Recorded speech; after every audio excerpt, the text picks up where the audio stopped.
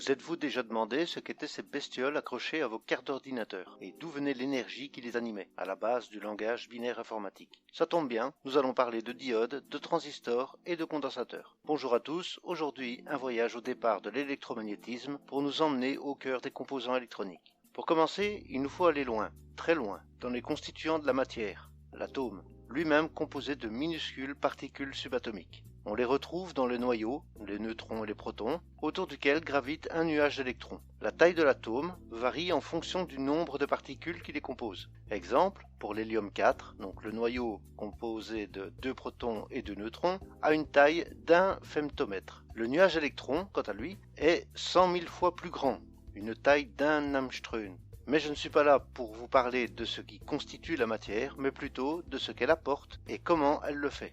Les phénomènes physiques, tels qu'on peut l'observer actuellement dans l'univers, sont le résultat de 4 interactions élémentaires. L'interaction nucléaire forte, l'interaction nucléaire faible, l'électromagnétisme et la gravitation. Celle qui nous intéresse ici, c'est l'interaction électromagnétique. Cette force fondamentale possède 2 états opposés qu'on appelle charges. Il y a par convention la charge positive et la charge négative. Les particules dont la charge est positive sont appelées protons et se trouvent dans le noyau. Celles ayant une charge négative, des électrons, gravitant autour de celui-ci. Et celles sans charge sont les neutrons, également dans le noyau. Le nombre de protons est égal à celui des électrons et forme le type d'atome. Le nombre de neutrons pouvant varier forme les isotopes de l'atome en question. Ces différentes particules interagissent entre elles par le biais de champs électromagnétiques. La force qui en résulte produit un mouvement dans la matière chargée, et c'est cela qu'on appelle le courant électrique. Il faut savoir que les particules de même charge se repoussent, alors que celles de charge opposée s'attirent. La somme des particules porteuses de charge donne la charge globale de l'atome. Quand celle-ci n'est pas neutre, on l'appelle ion. Les ions positifs, cations, ou les ions négatifs, anions. Les ions positifs sont des atomes auxquels il manque un ou plusieurs électrons pour neutraliser la charge globale, alors que les ions négatifs sont surchargés en électrons. L'électricité est donc un écoulement de charges, positives ou négatives, dans le matériau conducteur d'électricité. Le plus souvent, ce sont des charges négatives, car les protons sont relativement stables dans l'atome et ne voyagent pas, sauf dans certains cas comme la dégradation radioactive d'un atome. Historiquement, ne connaissant pas la structure de l'atome, les scientifiques ont défini le sens du courant comme allant du plus vers le moins, alors que maintenant nous savons que le déplacement des particules se fait du moins vers le plus. Les électrons se déplacent dans les trous de l'atome suivant, en laissant derrière lui un trou qui peut être rebouché par l'électron qu'il suit. Dans un matériau conducteur, si on imagine une extrémité fortement chargée en électrons et l'autre extrémité fortement en manque d'électrons, les électrons pourront se déplacer pour équilibrer la charge globale du matériau, parce que les atomes cherchent toujours à avoir un état stable, quitte à se partager des électrons entre eux. Cette différence de charge aux extrémités est appelée différence de potentiel, ou tension, et se mesure en volts, alors que la quantité de charge qui traverse le matériau est appelée intensité, ou courant, et se mesure en ampères.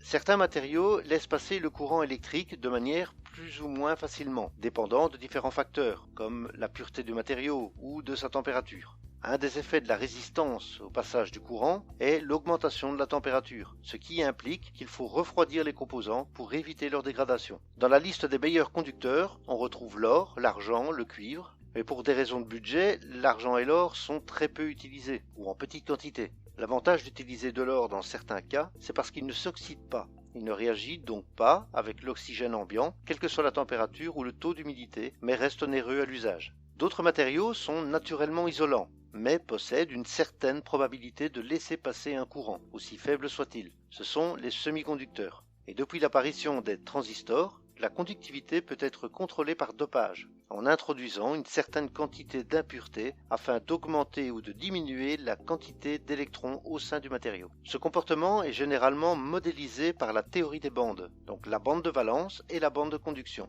On peut représenter le nuage d'électrons comme étant disposé en couches sur différents niveaux. Les couches inférieures composant la bande de valence et la couche supérieure la bande de conduction. La première ne participe pas au passage du courant, mais à l'échange d'électrons pour la cohésion des molécules. Tout dépendra donc de la bande de conduction. Dans certains cas, la bande de conduction est soit vide, comme dans les supraconducteurs à très basse température, ou semi-remplie d'électrons, comme pour les métaux. L'utilité étant la capacité de ces électrons à passer de la bande de valence à la bande de conduction et ainsi voyager à travers le matériau. Dans un conducteur, les deux bandes se superposent et permettent facilement le passage d'une bande à l'autre. Dans les isolants, les bandes sont séparées et cette séparation est appelée bande interdite ou gap en anglais. Chez les semi-conducteurs, le gap est moins important. Il faut donc moins d'énergie pour passer de la bande de valence à la bande de conduction. Cet apport d'énergie peut se faire par exemple en chauffant, en illuminant ou en le plongeant dans un champ électromagnétique. La formation du gap est principalement due à la régularité de la structure du matériau, comme le cristal de silicium utilisé en électronique. Le fait d'ajouter des impuretés permet de créer des perturbations dans le gap, permettant aux électrons d'accéder à cette zone et ainsi créer un semi-conducteur. Le dopage N, négatif, permet d'augmenter le nombre d'électrons dans le matériau, alors que le dopage P, positif, augmente les trous ou manque d'électrons. Le dopage N se fait par l'apport d'atomes fortement chargés en électrons, comme le phosphore ou l'arsenic, alors que le dopage P requiert des atomes pauvres en électrons dans la couche externe, comme le bore ou l'aluminium. Cette liaison entre deux atomes de silicium s'appelle une liaison covalente, c'est-à-dire que la couche externe de cet atome possède 4 électrons, pouvant former 4 liaisons avec d'autres atomes pour ainsi former une molécule. Dans le cas du phosphore, celui-ci possède 5 électrons sur sa couche externe, ce qui veut dire qu'un électron ne peut se lier avec un atome proche. Il y a donc une liberté de mouvement que les autres n'ont pas. Le cristal est dopé négativement. Dans celui du bore, sa couche externe ne possède que 3 électrons périphériques. Le silicium, à côté de lui, a donc une possibilité de se lier à un électron libre qui passerait par là. Le bore et le phosphore sont ici les impuretés injectées dans le cristal de silicium. Si on place deux semi-conducteurs dopés N et P côte à côte, il y a échange d'électrons de N vers P. L'électron libre du phosphore est attiré par le trou laissé par le bore et crée ainsi une jonction dont la charge est neutralisée que l'on appelle zone de déplétion. Les électrons en bordure de jonction vont remplir les trous jusqu'à ce que la zone de déplétion, maintenant neutre, soit trop grande pour que les électrons suivants puissent passer. Si on applique une tension positive à la région P, on augmente ainsi le nombre de trous dans cette zone et sont donc repoussés vers la jonction. De l'autre côté, les électrons, quant à eux, sont attirés vers la jonction et rebouchent les trous. De là, deux cas possibles. Soit les porteurs de charge émettent un photon, visible ou non, formant une diode de type LED, soit continuent leur course au travers du matériau. Si on inverse à présent la polarité, les charges s'éloignent de la jonction, interdisant de ce fait le passage du courant dans le matériau. À ce stade, nous pouvons considérer la diode comme un composant électronique simulant les états binaires vrai-faux. Soit le courant passe, soit le courant ne passe pas. Juste en choisissant la tension à appliquer aux bornes de la diode. Une utilisation plus générale permet aussi de simuler les portes logiques et OU, et ça sera pour une prochaine vidéo. Les premières diodes étaient des tubes à vide, composés de deux électrodes, l'anode, plus, et la cathode, moins. On chauffait la cathode et les électrons sautaient alors vers l'anode. Maintenant, prenons deux jonctions PN, l'une en direct et l'autre en inverse. Il y a deux manières de les connecter, soit NP-PN, soit PN-NP, ce qui revient à dire NPN ou PNP. Le principe est assez simple, mais le fonctionnement plus complexe. Prenons le cas du NPN. Pour faire simple, la jonction centrale P, appelée base, reçoit une tension positive. L'une des extrémités, N, connectée au négatif, appelée émetteur, et l'autre extrémité N, appelée collecteur, reçoit également une tension positive, ce qui implique au niveau de la base une poussée de trous, comme nous l'avons vu avec les diodes. Cet apport permet le passage d'une petite partie des électrons de l'émetteur à la base et une plus grande partie de l'émetteur au collecteur, ce qui implique qu'une petite tension sur la base induit un courant plus important entre les deux extrémités du composant. C'est le principe du transistor bipolaire. Piloter un courant important avec une faible tension. Le rapport est exponentiel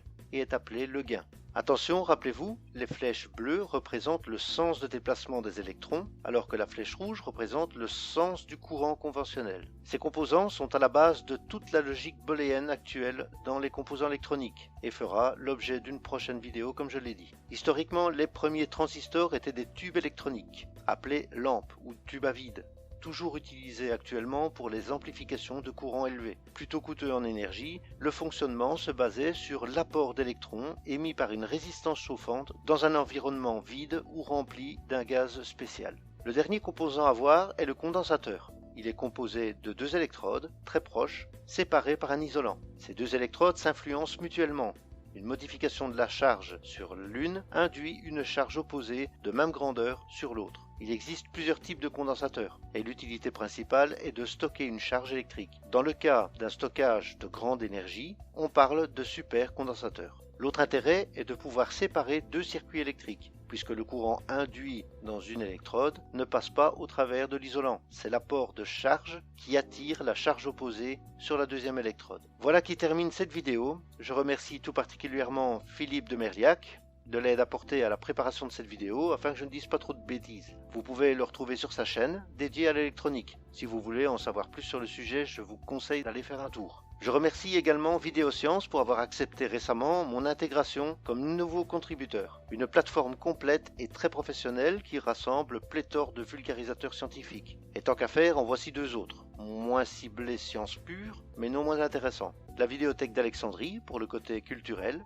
et eStance, une chaîne d'entraide pour web vidéastes. Je mettrai les liens dans la description. De notre côté, nous en savons un peu plus sur les petites bêtes de nos chères cartes imprimées. Désormais, je vais pouvoir attaquer un peu plus en profondeur le fonctionnement du CPU et des différents types de mémoire.